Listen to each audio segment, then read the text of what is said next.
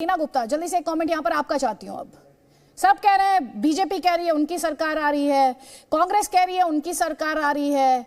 आप कितने कॉन्फिडेंट हैं इन दोनों के कॉन्फिडेंस के सामने? आदित्य, ये तो फाइनली जब रिजल्ट आएगा तभी पता चलेगा कि कौन मुंगेरी लाल के हसीन सपने देख रहा है और किसको एक्चुअली जनता ने अपना जनादेश दिया है। लेकिन एक बात मैं ये कहना चाहूंगी कि चाहे आम आदमी पार्टी जीते चाहे ना जीते तीनों जगह, लेकिन आम आदमी पार्टी ने तीनों जगह जो है नैरेटिव बिल्कुल चेंज किया, तीनों जगह मुद्दे की बात रखी। यही कारण है कि चाहे गुजरात में हमें प्रधानमंत्री जी को पहली बार स्कूल जाते हुए देखा, इस बार किसी ने वाइब्रेंट गुजरात की बात नहीं करी।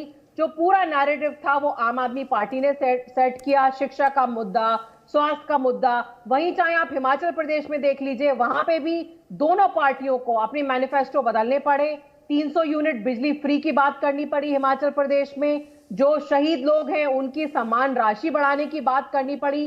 तो अदिति जी, हम तो हमेशा से कहते आए हैं कि हम राजनीति बदलने आए हैं, और हमने अभी हमारी पार्टी 10 साल पुरानी पार्टी है और हमने राजनीति डेफिनेटली बदल दी है। ये इस चुनाव से बिल्कुल क्लियर हो चुका है कि दोनों जो पुरानी पार्टियां थी, जो हमेशा से ये कहती आई थी कि सरकारी स्कूल कभी अच्छे नहीं हो सकते, बिजली फ्री नहीं हो सकती, वो दोनों पार्टियों को अपने चुनावी वादे चेंज करने पड़े, अपना नैरेटिव चेंज करना पड़ा। रीना गुप्ता जी, आज आम आदमी पार्टी क्या सिर्फ ये सोचकर खुश हो जाएगी कि या 8 तारीख को जब नतीजे आएंगे, आज तो खैर एग्जिट पोल है, उसमें संकेत आएंगे, उसमें मार्जिन ऑफ एरर की भी बात हमने जैसे कि शुरुआत में की, लेकिन क्या आम आदमी पार्टी के लिए यही उपलब्धि होगी कि नैरेटिव हमने चेंज कर दिया? हम जीत रहे हैं आदित्य जी, पर मेरा मानना है कि जीतने से भी बड़ा उपलब्धि ये है कि देश जो 70 साल से ये दोनों राजनीतिक पार्टियां भ्रष्टाचार में जो लिप्त हैं, इन्होंने देश में स्कूल अस्पताल नहीं सही करे, और आम आदमी पार्टी की एंट्री के बाद अगर ये स्कूलों और अस्पतालों की बात करने लगी तो इससे ये बहुत बड़ी उपलब्धि है। लेकिन मुझे पता है कि गुजरात में भी और एमसीडी में भी दोनों जगह आम आदमी पार्टी की सरकार बनने वाली है। कल परसों ये नतीजे बिल्कुल हमारे सबके सामने होंगे, और हिमाचल प्रदेश में जरूर हमारा प्रदर्शन इतना अच्छा नहीं रहा। प्रदेश के जो हमारे नेता थे उनको झूठे इल्जाम लगा के इन लोगों ने जेल में डाल दिया, वो भी मुझे पता है कि बहुत शीघ्र बरी होने वाले हैं। 7-8 तारीख को देखते हैं आदित्य जी, मैं आपके चैनल पे फिर आऊंगी, फिर डिस्कशन करेंगे। आप लोगों की बातें मैं सुन रही हूँ ना यहाँ पर, तो गौरव भाटिया, ऐसा लग रहा है कि अभी भी कैंपेन मोड फुली ऑन है।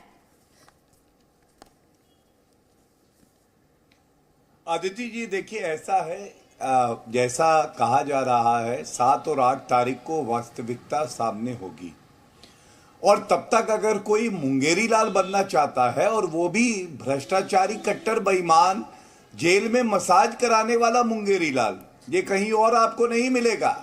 अय्याशी अपराधी पार्टी का मंत्री जेल में है और यहाँ पे मुंगेरी लाल के सपने देख रहे हैं। अच्छी बात है, देखने दीजिए।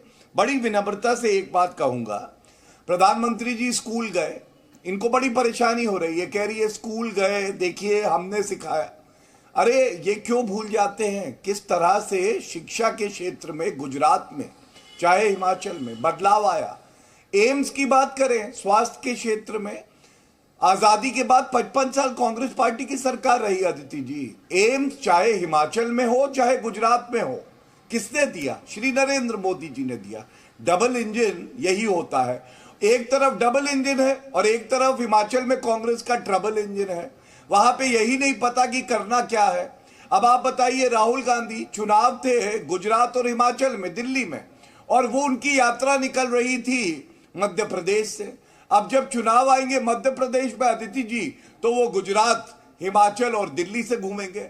ये फर्क है। हम लोग चुनाव के लिए मेहनत नहीं करते, तो हम लोग जनता से संपर्क साधने के लिए चुनाव को एक अवसर समझते हैं। 10 सेकंड दीजिएगा। एक सेकंड रीना जी। गौरव जी, आपको इस बात की खुशी है कि राहुल गांधी जब गुजरात में इलेक्शन है तो मध्य प्रदेश में थे, और आपके मुताबिक जब मध्य प्रदेश में इलेक्शन है तो गुजरात में होंगे? इस बात की खुशी है, मलाल है? थोड़ा सा देखिए आदित्य जी, मलाल तो है, क्योंकि जब भी राहुल गांधी प्रचार करने आते हैं तो ये हम नहीं कहते हैं, कांग्रेस पार्टी के खुद वरिष्ठ नेता कहते हैं कि कांग्रेस पार्टी का वोट बैंक कम हो जाता है और भाजपा का बढ़ जाता है। तो स्टार कैंपेनर वो किसके हैं, इसके लिए एक ही पंक्ति कह के अंत करूंगा। इंदिरा जी कह गई, नेहरू जी कह गए, इंदिरा से ऐसा पोता आएगा, प्रचार करेगा कांग्रेस का, भाजपा को जितवाएगा। तो ये प्रचार का एक अंदाज है, वो अंदाज की कमी तो खली। लेकिन मैं एक बात जरूर कहूंगा, जिस तरह से स्नेह आशीर्वाद गुजरात, हिमाचल और दिल्ली की जनता ने हमें दिया है, मैं बहुत दिल से उनका आभार व्यक्त करता हूं और सभी कार्यकर्ताओं की तरफ से धन्यवाद जनता को देता हूं। जल्दी से जवाब ले लीजिए माधव आनंद। आशीर्वाद दिया। आनंद माधव, सॉरी। इसमें मैं सीधा ये कहना चाहूंगा कि राहुल जी के बिना तो इनका खाना भी नहीं पचता है, जो परिस्थितियां हैं। और जितना पैसा इन्होंने राहुल जी को बदनाम करने के लिए, राहुल जी को डिफेम करने के लिए इन लोगों ने खर्च आनंद किया। माधव जी, माफी के साथ मैं इस वक्त आपको रोक रही हूँ। मैं वापस जब लौटूंगी तो मंच आपको दूंगी। एक अपडेट हमारे दर्शकों के लिए, सेकंड फेज की जो पोलिंग है गुजरात में वो खत्म हो चुकी है। जैसे कि हम आपको लगातार बता रहे हैं, 93 सीटों पर आज वोटिंग हुई, 14 डिस्ट्रिक्ट इसमें कवर हुई। 8 दिसंबर को अब नतीजों का हर किसी को इंतजार है। इससे पहले आपको याद होगा फर्स्ट फेज की पोलिंग में 16 डिस्ट्रिक्ट्स को की 89 सीट्स पर वोट पड़े थे और आज 14 डिस्ट्रिक्ट की 93 सीट्स पर वोट पड़े हैं। 182 मेंबर असेंबली गुजरात की और वोटिंग वहां पर खत्म हो चुकी है। सेकेंड एंड फाइनल राउंड की वोटिंग थी, वो अब खत्म हो चुकी है। मेरे 3 सहयोगी इस वक्त साथ में हैं, क्योंकि जी न्यूज़ पर हम आपसे कहते हैं कि हम आपको सिर्फ खबर दिखाते नहीं, खबर के मायने भी समझाने की हमारी कोशिश होती है। इसीलिए मेरे 3 सहयोगी हमारे साथ अंकुर त्यागी हैं इस वक्त, और हमारे साथ रविंद्र कुमार भी है। सबसे पहले अंकुर त्यागी, आप जहां पर खड़े, और विशाल पांडे भी हमारे साथ हैं।